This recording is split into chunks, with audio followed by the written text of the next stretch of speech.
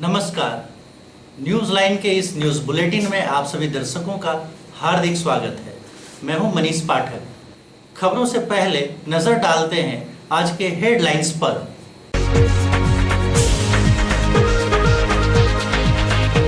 उपायुक्त ने बैठक कर रूरबन मिशन व आदर्श ग्राम योजना की समीक्षा। योजना में प्रवासी श्रमिकों को रोजगार देने का दिया निर्देश।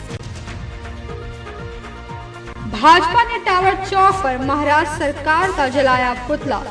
एक्ट्रेस कंगना रनौत पर जोर जुल्म करने पर जताया विरोध। आंदोलन कर रहे सहायक पुलिस जवान सीएम आवास घेरने पैदल रांची के लिए हुए रवाना।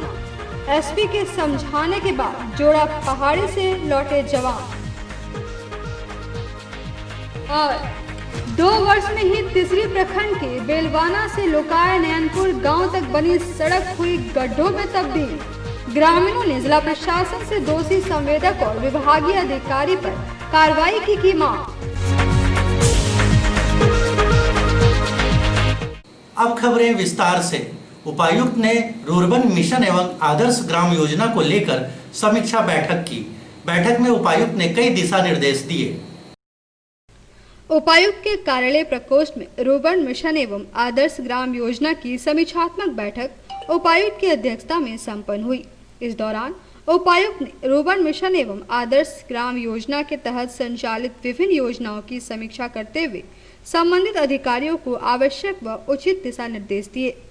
इस दौरान उपायुक्त ने कहा कि रूरबन मिशन गिरिडीह जिले के 9 पंचायत के 26 गाँव में संचालित है। उपायुक्त ने कहा कि श्यामा प्रसाद मुखर्जी रूरबन मिशन का उद्देश्य ग्रामीणों एवं स्थानीय स्तर पर आर्थिक विकास को नई गति प्रदान करने के साथ साथ बुनियादी सेवाओं में बढ़ोतरी करना है। संबंधित अधिकारियों को निर्देश देते हुए उपायुक्त ने कहा कि प्रधानमंत्री ग्रामीण कल्याण रोजगार अभियान के तहत संचालित रूरबन मिशन योजना अंतर्गत स्थानीय एवं प्रवासी श्रमिकों को अधिकाधिक संख्या में रोजगार मुहैया कराते हुए उन्हें लाभान्वित करना जिला प्रशासन की पहली प्राथमिकता है। महाराष्ट्र में कंगना रनौत का दफ्तर तोड़े जाने को लेकर पूरे देश में गुस्सा है। इसी को लेकर शुक्रवार को गिरिडीह में भी भाजपा कार्यकर्ताओं ने महाराष्ट्र सरकार का पुतला फूंका, साथ ही कंगना के समर्थन में नारे भी लगाए। शुक्रवार को टावर चौक के पास भाजपा जिला कमेटी के द्वारा महाराष्ट्र सरकार का पुतला दहन किया गया। इस दौरान वक्ताओं ने कहा कि जिस तरह महाराष्ट्र सरकार बदले की भावना से कंगना का दफ्तर को तोड़ा गया है, वह बहुत ही निंदनीय और दुर्भाग्यपूर्ण घटना है। महाराष्ट्र में इन दिनों गुंडा राज कायम है। उन्होंने कहा कि भाजपा के लोग कंगना रनावत के साथ खड़े हैं और महाराष्ट्र सरकार को चेतावनी देते हैं कि अगर इस तरह का रवैया रहा तो भाजपा सड़क से लेकर सदन तक महाराष्ट्र सरकार का विरोध करेगी। पुतला दहन में नगर निगम के महापौर सुनील पासवान, जिला अध्यक्ष महादेव दुबे, भाजपा नेता चुन्नूकांत, रंजन सिंह, सदानंद प्रसाद वर्मा, विनय सिंह सहित कई लोग मौजूद थे।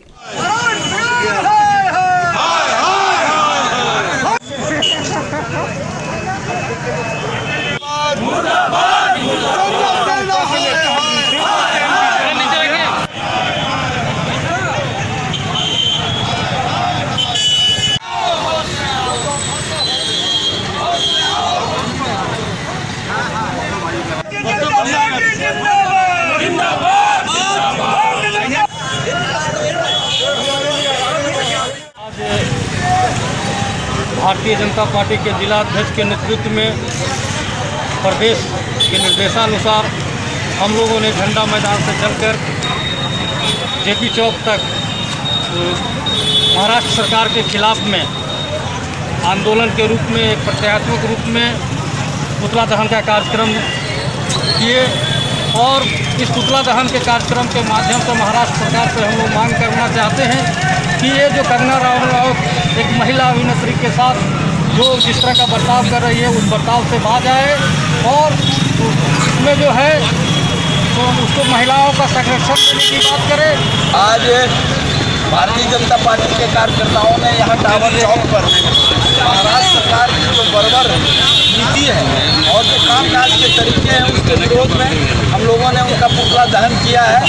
और ये प्रतीकात्मक रूप से आज हम लोगों ने महाराष्ट्र सरकार को आगाज किया है, चेतावनी दी है कि जो उनका रवैया है, जो उनका नीति है कानून के विपरीत काम करने का, उस पर लगाम लगाएं। नहीं तो भारतीय जनता पार्टी अभी सड़क से शुरू की है, सदन तक घेर करके उनको घुटना टेक करने के लिए मजबूर करेंगे। और हम इस मौके पर केंद्र सरकार से निवेदन करना चाहेंगे कि महाराष्ट्र में जो अराजक स्थिति है उसके लिए सीधे तौर पर वहाँ पर राष्ट्रपति शासन लागू किया जाना चाहिए और उस सरकार को बर्खास्त किया जाना चाहिए जो लोकतंत्र में विश्वास नहीं रखती है, जो गुंडागर्दी में विश्वास रखती है। वैसे सरकार को पद पर बने रहने का 1 सेकेंड का भी कोई नैतिक अधिकार नहीं बनता है। इसलिए जब कोई कानून नहीं माने तो संविधान ने भारत की सरकार को यह अधिकार दिया है कि वैसे माहौल में जहां कानून का राज खत्म हो गया है वहाँ राष्ट्रपति शासन लागू होगा। इसलिए आज इस मौके पर हम प्रतीकात्मक रूप से ये संदेश देना चाहते हैं महाराष्ट्र सरकार को कि अपनी आदत से बाज आए और कंगना रनौत को व्यापक सुरक्षा दे, सम्मान दे और जो उनके खिलाफ जिस तरह का मुहिम चलाया उसको बंद करें। तो निश्चित रूप से आने वाले दिनों में महाराष्ट्र सरकार को और गहरा विरोध झेलना पड़ेगा। अपनी मांगों को लेकर आंदोलन कर रहे सहायक पुलिसकर्मी सीएम हाउस घेरने पैदल ही रांची के लिए निकल पड़े। हालांकि इसकी जानकारी एसपी को मिलते ही एसपी ने सभी को समझा बुझाकर वापस लौटा दिया। अपनी मांगों को लेकर राज्य में सहायक पुलिस जवानों का आंदोलन जारी है। इसी कड़ी में सहायक पुलिस के पद पर कार्यरत गिरिडीह के 85 सहायक पुलिस के जवान शुक्रवार को गिरिडीह से पैदल रांची जाने के लिए निकल पड़े। सहायक पुलिस के जवान रांची में मुख्यमंत्री आवास का घेराव करने के लिए सुबह ही न्यू पुलिस लाइन से निकले थे। रांची जाने वाले जवानों में कई महिला पुलिसकर्मी भी थी। सारे जवान अभी पुलिस लाइन से निकलकर गिरिडीह डुमरी रोड के बदडीहा के जोड़ा पहाड़ी के पास ही पहुंचे थे। तभी मुफस्सिल थाना प्रभारी रत्नेश ठाकुर ने सहायक जवानों को रोक दिया और समझाने का प्रयास किया, लेकिन सहायक जवान मानने को तैयार नहीं थे। थाना प्रभारी की मौजूदगी में ही सारे सहायक पुलिस जवान जोड़ा पहाड़ी के पास सड़क किनारे बैठ गए और सरकार के खिलाफ नारेबाजी करने लगे। इसी बीच जानकारी मिलने के बाद एसपी अमित रेणु और डीएसपी विनोद रवानी भी पहुंचे। दोनों अधिकारियों ने सहायक जवानों को समझाया। उनके समझाने के बाद सभी जवान मान गए। इस दौरान एसपी के निर्देश पर बस मंगवाकर सहायक जवानों को वापस पुलिस लाइन भिजवाया गया।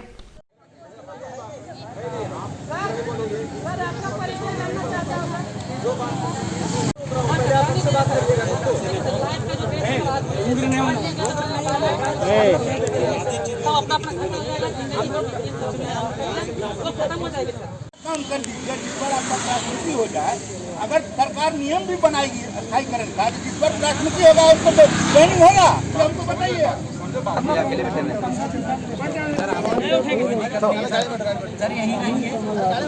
लोग तंबू दे दीजिए, आप दीजिएगा अभी आश्वासन आपके हाथ। आज भाई आज भाई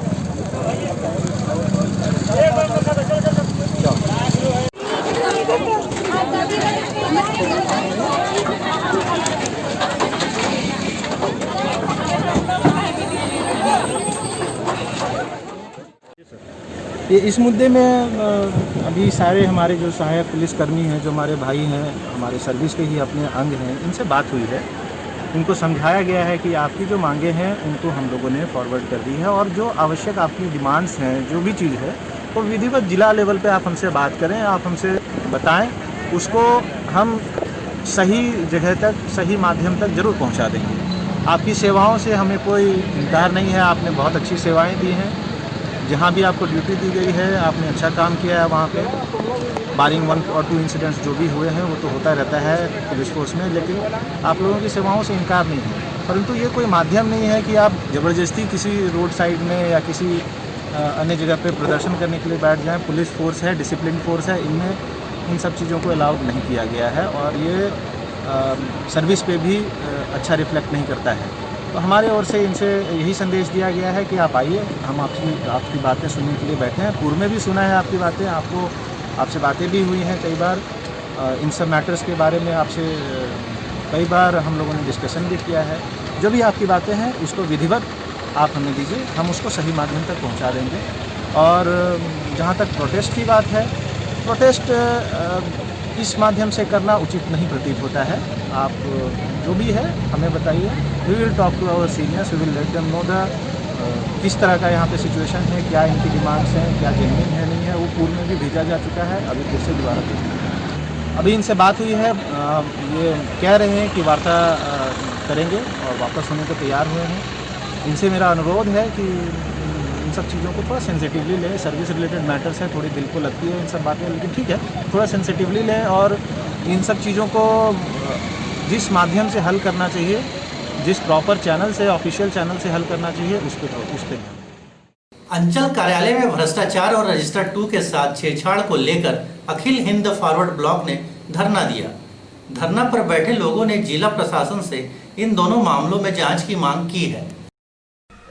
गिरिडीह अंचल कार्यालय बेंगाबाद और गांडे अंचल कार्यालयों में सरकारी दस्तावेज रजिस्टर 2 के साथ जमकर छेड़छाड़ हो रही है।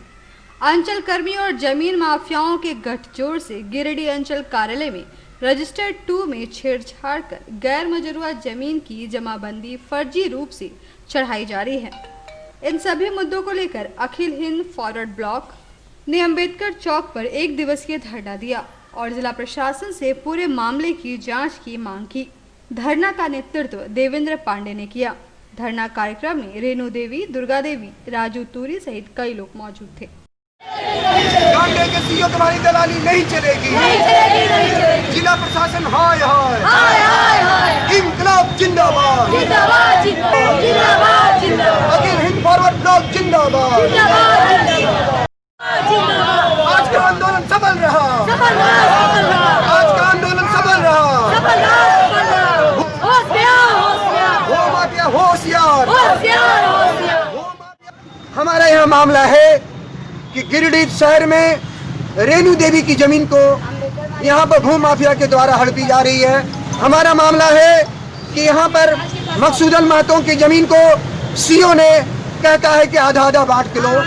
हमारा मामला है गिरिडीह सीओ का, जो रूबीना दौड़ते दौड़ते थक गई, लेकिन वहाँ के अब तक दाखिल खारिज नहीं हुई। मेरा मामला है बिरनी थाना का, जो एकता देवी को गोली से गला दबा के मार दिया गया। अब तक होता है ये गिरिडीह मुफस्सिल वाला, अब तक गिरफ्तारी नहीं, बीते 1 महीना हो गया है। तो मैं कह रहा हूँ इस तरह प्रशासन की तुगलकी फरमान। मैं कह रहा हूँ कि एसडीओ मैडम, मैं आपके सराखों रखता, यदि आप कहते हैं मामला क्या है, मामला दीजिए, हम उसको सॉर्ट आउट करते हैं। हम आपकी बात को हर बात मानते हैं, लेकिन आप क्या कर रहे हैं? आप कह रहे हैं कि पीड़िता को न्याय न देकर आप कहते हैं कि आंदोलन खत्म कर दो। हम सभी सुभाष चंद्र बोस, नेताजी सुभाष चंद्र बोस के सिपाही हैं और हम लोग शेर छाप पार्टी के नेता हैं। हमारी एक भी है तो एक भी शेर है, शेरनी है, सारे शेर बैठे हुए हैं। हम लोग ये चाहते हैं कि हम लोग के आंदोलन को किसी ने कोई दबा नहीं सकता है। यह भारत के संविधान के अनुच्छेद 19 के तहत में आता है कि किसी के साथ में कोई घटना घटती है तो उसका बोलने का अधिकार है, उसको बोलने से बंद नहीं कर सकते हैं। हम यहाँ गोलीबारी चलाने के लिए नहीं आए। हम ये बाबा अम्बेडकर चौक के बीच में बैठे हुए हम लोग यह बात कहने के लिए आए हैं कि भैया मेरे प्रशासन महोदय, जिला प्रशासन महोदय, देखिए यहाँ पर प्रसादी महतो का, रेणु देवी का देखिए मामला, यहाँ पर एकता देवी के हत्यारा जो घूम रहा है उसको देखिए, कंचन देवी का देखिए, मामले प्रसादी महतो का, देखने मकसूदन महतो का, और अन्य जितने भी हमारे जमीन वाले मामले में आए हैं उनको देखिए। बेंगाबाद थाना क्षेत्र के हाड़ोडीह गांव में वज्रपात की चपेट में आने से 6 लोग घायल हो गए। सभी का इलाज सामुदायिक स्वास्थ्य केंद्र बेंगाबाद में चल रहा है। वज्रपात की चपेट में आने से 6 लोग घायल हो गए। सभी घायलों का इलाज सामुदायिक स्वास्थ्य केंद्र बेंगाबाद में चल रहा है। मामला बेंगाबाद प्रखंड क्षेत्र के हाड़ोडीह गांव का है। बताया जाता है कि सभी युवक घर के बगल स्थित तालाब समीप खेल रहे थे। उसी समय वज्रपात हुई और सभी लोग इसकी चपेट में आकर मूर्छित हो गए। घायलों में कन्हैया तुरी, करण तुरी, सोनू तुरी, छोटू तुरी, कुंदन तुरी, दिलीप तुरी है। ये हाड़ोडीह का मामला है। अच्छा। करीबन 12 के बीच में ये घटना घटी है। अच्छा। जब हम लोग को पता चला कि ऐसे हुआ है तो सब गांव का लोग दौड़ के गया और उन लोग को टांग करके वापस घर लाया। इसमें 6 लड़का एक ही घर का सब शामिल है और उन लोगों को वहां से उठा कर ला करके सदर बेंगाबाद सदर हॉस्पिटल में भर्ती किया गया है। करीबन 6 लोग आए हुए थे अभी से 1.5 घंटा पहले जी। और किसी को भी डायरेक्ट बिजली का झटका नहीं लगा है। खेत में हम लोग काम कर रहे थे, बिजली का झटका एक जगह कहीं गिरा था जी। 6 लोग में सारे लोग खतरे से बाहर हैं, किसी को कोई दिक्कत नहीं है। वैसा एक को हल्का सा परेशानी है, उसका इलाज चल रहा है और वो भी अभी डिस्चार्ज हो गया। सब अपने घर जाएंगे, किसी को कोई भी नुकसान। नगर निगम के सभागार में जन्म व मृत्यु प्रमाण पत्र से संबंधित एक बैठक हुई, जिसकी अध्यक्षता मेयर सुनील पासवान ने की। बैठक में मुख्य रूप से आवेदक को कोई परेशानी न हो, इस पर चर्चा की गई। गिरिडीह नगर निगम के सभागार में मेयर सुनील पासवान की अध्यक्षता में जन्म मृत्यु प्रमाण पत्र से संबंधित एक बैठक हुई। बैठक में आवेदक को कोई समस्या न हो, इस पर चर्चा की गई। मेयर ने आवेदन देने के समय ही आवेदक को सारे कागजात लेने और उसे बार बार परेशान नहीं करने की सख्त हिदायत वार्ड के प्रभारी को दी। मेयर द्वारा निर्धारित समय सीमा के अंदर प्रमाण पत्र आवेदक को देने का भी निर्देश दिया गया। मौके पर उप मेयर प्रकाश सेठ, उप नगर आयुक्त राजेश प्रजापति, बड़ा बाबू, राम कुमार शर्मा, सभी वार्ड प्रभारी, वार्ड तहसीलदार उपस्थित थे। आज निगम के सभागार में जन्म और मृत्यु प्रमाण पत्र से संबंधित समीक्षा बैठक की गई। जैसे कि बराबर ये सुनने को आता है, शिकायत मिलते रहता है कि मृत्यु प्रमाण पत्र में विलम्ब हो जाता है, इतने दिनों से लोग चक्कर लगाते रहते। तो मैंने एक समीक्षा बैठक करने का एक महसूस किया, तो मैंने अपने उपनगर आयुक्त से समीक्षा बैठक की तैयारी की और उस बैठक किया। और उस बैठक में उपनगर आयुक्त और नोडल पदाधिकारी अरविंद मोदी और राम कुमार सिन्हा जी, बड़ा बाबू और सभी सहायक कर्मी और तहसीलदार लोग उपस्थित हुए। उस बीच में ये आया कि किसी कुछ मामला जो है, जैसे कि किसी लंबित मामला हो जाने के कारण जो बताया जा रहा था कि किसी कुछ का शहर के बाहर हो गया, वैसा मामला है। तो हमने स्पष्ट कहा कि जो शहर के बाहर मृत्यु हुई है उसका आवेदन आप कारण लिख करके आप लौटा दो। शहर के बाहर हुआ है तो उसमें जांच पता चलता है, जांच रिपोर्ट में। वैसे लोगों को यहाँ निगम के चक्कर लगाने से बदनामी होती है। और साथ ही साथ जो लोग को जैसे कि किसी जो मूलतः मृत्यु प्रमाण पत्र जो मिलने का जगह स्थान है, या तो सदर हॉस्पिटल में हुआ तो सदर हॉस्पिटल में होता है, एक जेल में हो गई तो जेल में होता है, और शहर के विभिन्न क्षेत्रों में यदि हुआ तो वहाँ पर शहर से होता है, और प्राइवेट हॉस्पिटल में होता है तो हम लोग निगम देता है मृत्यु प्रमाण पत्र उसको। प्राइवेट हॉस्पिटल के आधार पे या घर में मृत्यु होती है तो उसको निगम देता है। वैसे में यदि कोई भी तहसीलदार विलम्ब कर रहा है तो उसको, जैसे 1-2 केस आया जिससे कि किसी लक्ष्मण विश्वकर्मा के पास जो पेंडिंग केस थे, उसके लिए उसको बहुत फटकार लगी। एक छोटे छोटे से कागज़, किसी का आधार कार्ड का नंबर गलत लिखा गया तो उसके लिए, तो वैसे मैंने कहा दिया है, सारे सहायकों को निर्देश कर दिया है कि जो डॉक्यूमेंट आपको लेना है वो सारा एक साथ देख करके ले लें, और लेने वक्त ही उसका सारा जांच कर लें। कौन पेपर चाहिए आप उसका सामने सूचना पट में लगा दें आप कि हमें ये पेपर मृत्यु प्रमाण पत्र के लिए चाहिए, ये पेपर जन्म प्रमाण पत्र के लिए चाहिए। उसके लिए आवेदक को दौड़ना नहीं पड़े और बाहर का चक्कर नहीं लगाना पड़े, बार बार निगम का चक्कर नहीं है। जो प्रावधान है ठीक है, सर्विस रूल में आपका है कि 30 दिन के अंदर में आपको प्रावधान है देने का, वो ठीक है। लेकिन क्या है कि किसी विकट स्थिति में वैसा हो गया, तब आप जब 2 दिन में निपटारा कर लेते हो या 3 दिन में कर लेते हो, 1 सप्ताह में कर लेते हो, तो 1 सप्ताह में क्यों नहीं हम दे दें? हम अपने पास फाइल लटका के क्यों रखते हो? ऐसे सब निर्देशित किया गया है और सभी को सख्त हिदायत दे दिया गया है। देखिए, आज का बैठक मुख्य रूप से मृत्यु प्रमाण पत्र और जन्म प्रमाण पत्र को लेकर था। हम सब जानते हैं कि मृत्यु प्रमाण पत्र के बिना कोई भी काम आगे नहीं बढ़ता है, और उसके लेट होने से जनता को बहुत सारे समस्याओं का सामना करना पड़ता है। इसी बात को ध्यान में रखते हुए और आज एक समीक्षा बैठक मृत्यु प्रमाण पत्र को लेकर की गई। उसमें आवेदन सह प्रत्येक आवेदन पर जो हमारे कार्यालय में अभी पेंडिंग है, चाहे वो किसी भी कारण से रहा हो, आवेदन सह हम लोगों ने समीक्षा किया है। और जो भी कमियां जिस आवेदन में था, उसके जो नोडल पदाधिकारी थे अरविंद कुमार जी, और भी जो कर्मी हमारे इस जन्म प्रमाण मृत्यु प्रमाण पत्र को देख रहे थे, वैसे सारे लोगों के व्यक्ति सह समस्या हम लोगों ने सुना है। जो भी समस्याएं हैं उसको जो आज निदान हो पाया उसको निदान कर दिया गया है। वो 1-2 दिन में उसको मृत्यु प्रमाण पत्र निर्गत कर दिया जाएगा।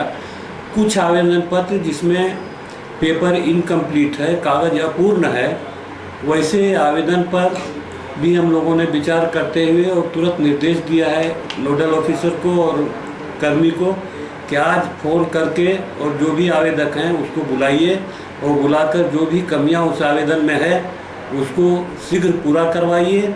की जा रही थी जन्म मृत्यु प्रमाण पत्र को लेकर के पूर्व में कुछ शिकायतें मिल रही थी कि सर्टिफिकेट निरस्त करने में आवश्यकता से अधिक समय दिया जा रहा है। तो उसी की समीक्षा की जा रही थी कि कितने आवेदन लंबित हैं, कितने दिनों से लंबित हैं और उसका लंबित होने का क्या कारण है। समीक्षा में यह पाया गया कि कुछ आवेदन पत्र जो आसानी से निर्गत हो सकता है या जिसे निर्गत नहीं भी किया जा सकता है, जो गिरिडीह नगर निगम क्षेत्र के बाहर की मृत्यु है उसे बाहर से निर्गत किया जाना है, लेकिन कन्फ्यूजन में या जानकारी के अभाव में कुछ मामले लंबित थे। इन सभी मामलों को अगले 3 से 4 दिनों में निष्पादित करने का जो संबंधित सहायक हैं, तहसीलदार हैं या नोडल ऑफिसर हैं, उनको डायरेक्शन दिया गया है और उम्मीद करते हैं कि अगले 3-4 दिनों में जितने भी लंबित मामले हैं सभी को निष्पादित किया जा सके ताकि नागरिकों को कोई असुविधा न। नगर थाना क्षेत्र के बरमसिया निवासी संतोष केसरी का मोटरसाइकिल चोरी हो गया। संतोष केसरी ने नगर थाना को आवेदन देकर मोटरसाइकिल खोजने की गुहार लगाई है। गिरिडीह शहरी क्षेत्र में बाइक चोरी की घटना बढ़ती जा रही है। बीते गुरुवार को नगर थाना क्षेत्र के बरमसिया निवासी संतोष केसरी की बाइक बजरंग चौक से चोरी हो गई। संतोष केसरी ने नगर थाना को आवेदन देकर चोरी हुई बाइक को खोजने की गुहार लगाई है। मामला है सर, कल मेरा बजरंग चौक से गाड़ी पार हो गया 10 तारीख को 1 बजे दिन। गए हुए थे, सब्जी ले रहे थे, तो उसके बीच में हमको दवा की ज़रूरत था तो गाड़ी लगा के हम चले गए थे मगरपुर चौक पर दवा लाने के लिए। उसके बाद उसी के दरमियान आए तो हम देखे आधा घंटे के दरमियान मेरा गाड़ी बजरंग चौक से पार हो गया। अगल बगल को जानकारी दिए, जब हल्ला हुआ तो वो सब मतलब सब अकचका गया कि सब अपना दुकानदारी में फंसा हुआ था। कल पूजा का दिन था, सबके यहाँ दुकान ग्राहक कस्टमर भरा हुआ था। कोई देख नहीं सका कि कौन ले जा रहा, कोई कैसे दिया। कौन गाड़ी था आपका? पैसन प्रो था। गाड़ी का नंबर है JH 1115 3253। शिकायत हम थाना में किए हैं कल ही। क्या चाहते हैं? चाहते हैं कि हम थाना प्रभारी से चाह रहे हैं कि हमारा बस गाड़ी को किसी तरह खोजबीन करके हमको दिया जाए। काहे कि हम लोग काम करने वाला आदमी है और लॉकडाउन में हम लोग ऐसे ही बैठे हुए हैं 6-7 महीना से। कहीं से कोई पैसा का ये जरिया नहीं कमाने का, वही गोड़ हाथ था हम लोग को दौड़ धूप करने के लिए। आज गाड़ी पार हो गया जिसके कारण बहुत परेशानी हो रहा है हमेशा। तीसरी प्रखंड के बेलवाना से लोकाय नयनपुर गांव तक राज्य संपोषित योजना से बनी सड़क गड्ढों में तब्दील हो गई है, जिससे ग्रामीणों ने आरईओ विभाग के खिलाफ आक्रोश है। डायना अवार्ड से सम्मानित समाजसेवी नीरज मुर्मू ने उपायुक्त से दोषी लोगों पर कार्रवाई की मांग की है। राज्य सरकार ग्रामीण इलाकों को शहर से जोड़ने और ग्रामीणों को यातायात में सुगमता लाने के लिए बड़े पैमाने पर ग्रामीण क्षेत्रों में सड़कों का निर्माण करवा रही है, लेकिन सड़क निर्माण में गुणवत्ता का ध्यान नहीं रखा जा रहा है, जिस कारण एक छोर से सड़क बनती जाती है तो दूसरे छोर से सड़क की हालत जर्जर हो जाती है। तीसरी प्रखंड के बिलवाना गांव से लोकाय नयनपुर गांव तक 2 वर्ष पूर्व संपोषित योजना से बनी सड़क आज फिर उन्हीं हालत में से है। सड़कों में गड्ढे ही गड्ढे नजर आते हैं। यूं कहें खराब गुणवत्ता के कारण आज फिर गांव वाले सड़क विहीन हो गए हैं, तो यह गलत नहीं होगा। सड़क की इस दुर्दशा से गांव वालों में कार्य एजेंसी विभाग आरईओ के खिलाफ खूब गुस्सा है। अब हो चुकी है जो पूरी डंपर है, बहुत तरह की गाड़ियां आती है, लॉरी आती है, बड़ी बड़ी आती है, और यहाँ से लेकर के बिल्कुल मतलब मान के चलो नैनपुर तक के एकदम रोड की स्थिति पूरे बिगाड़ दिया है। पीसीसी सारे धस चुके हैं। पूरे दुलियाक्रम से लेकर बेलवाना से शुरू होता है, फिर दुलियाक्रम बड़े पाट होते हुए जाते हैं। एक भी रोड सही नहीं है अभी तक ले, जबकि इस रोड का बनने से कुछ ही साल के अंदर सालों ने पूर्ण दिया रोड का हालत बिगड़ चुका है। परेशानी ये होती कि लोगों को अब हम लोग को बाइक चलाने में भी दिक्कत होती है, स्कूटी चलाने में रात बिरात में गिर जाता है लोग गड्ढा उड्ढा देख करके। इतनी बड़ी बड़ी बाइकें चलती है, बाकी रात दिन परेशान करके रखा है लॉरियों ने, जबकि जगह भी नहीं है, छोटा रोड है, जबकि रोड भी चौड़ा करे नहीं कर रखा है। सड़क की इस दुर्दशा से डायना अवार्ड से सम्मानित नीरज मुर्मू समेत गांव के अन्य लोग काफी दुखी हैं। भ्रष्टाचार की ऐसी हालत से परेशान लोग गिरिडीह उपायुक्त से पूरे सड़क की जांच करवाकर दोषी संवेदक विभागीय अधिकारियों को दंडित करने की मांग की है। मेरा नाम नीरज मुर्मू, मैं डायना अवार्ड विनर 2020। हमारे गांव में जो रोड की निर्माण हुई थी 2016-17 में पीडब्ल्यू के तहत, जब ये रोड बन रही थी हम लोगों ने इस रोड के बारे में विरोध किया था, गांव वालों के साथ हम लोगों ने विरोध किया इस रोड को अच्छी तरह से बनाया जाए। पर विभाग के लोग और वहाँ पे ठेकेदारों ने इस रोड को मतलब इतनी मजबूती से नहीं बनाई, जिसके परिणाम हम लोगों को अभी 2-3 साल के अंदर हमें मिल रही है, गाँव वालों को दिक्कतें हो रही है। रोड इतनी टूट गई है जहाँ पे पानी बह रही है, पानी गड्ढे में जमा हो जा रही है, लोगों को जाने आने में आवागमन करने में भारी दिक्कतें हो रही है। ऐसे ऐसे गांव है जहाँ पे मतलब आदमी लोगों को आने में इस तरह दिक्कतें होती है। जो महिला प्रेगनेंटी होती है उसको लाने के लिए ले जाने के लिए बैलगाड़ियों की भी आवश्यकता होती है, क्योंकि गाड़ी जा ही नहीं सकती उस तरह एम्बुलेंस। इसके वजह से यहाँ के पब्लिकों को खाटी से टांग करके ले जाया जाता है और उसको कोई दूरी तक लाता है, चंदौरी से उसको लेके उधर ले जाता है। इतनी लोकाय नैनपुर के रोड में देखिएगा आप, इतने बड़े बड़े गड्ढे हो गए। थोड़ी सी लापरवाही से हैवा का भी जान जा सकता है, किसी का भी जान सकता है, जाल माल का भी मृत्यु हो सकती है।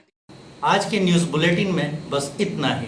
फिर मिलेंगे एक नए बुलेटिन में कुछ और नई खबरों के साथ। तब तक दीजिए पूरी न्यूज़ लाइन टीम को इजाज़त। नमस्कार।